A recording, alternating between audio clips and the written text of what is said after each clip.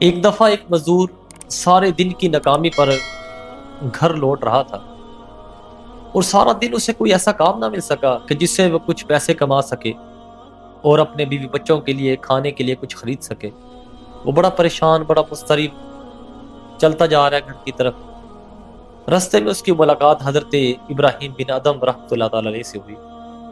اس نے عرض کی، حضور آپ کتنے آسودہ حال ہیں، کوئی پریشانی نہیں ہے آپ کو، کوئی دکھ نہیں ہے، کتنے مطمئن ہیں آپ، اور ایک میں ہوں کہ شب و روز مصائب میں، شب و روز پریشانی میں مبتلا رہتا ہوں۔ تو حضرت ابراہیم بن ادم رحمۃ اللہ تعالی علیہ نے اس شخص سے فرمایا کہ پھر تم ایسا کرو کہ میری ساری زندگی کی عبادات، میری ساری زندگی کے صدقات، وہ سارا اجر، وہ سارا ثواب تم لے لو، اور صرف آج کی پریشانی اٹھانے پر جو تمہیں اللہ رب العزت اجر عطا کرے گا، وہ اجر تم مجھے دے دو۔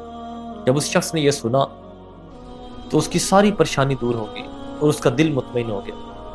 تو سامعین، اس سے ہمیں یہ معلوم ہوا کہ جب بھی انسان کے اوپر کوئی پریشانی لاحق ہوتی ہے، انسان کسی مشکل میں مبتلا ہوتا ہے، اور اس پریشانی اور مشکل پر جب وہ صبر کرتا ہے تو پھر اللہ رب العزت اسے کتنا بڑا اجر عطا کرتا ہے۔ تو چاہے بڑی پریشانی ہو، چاہے چھوٹی سی بھی پریشانی ہو، ہمیں ہر حال میں اللہ رب العزت کا اس کے اوپر شکر ادا کرنا چاہیے۔ سبسکرائب کریں ہمارے YouTube چینل کو اور بیل آئیکن کو دبانا مت بھولیں تاکہ آپ دیکھ سکیں ہماری نئی نئی ویڈیوز۔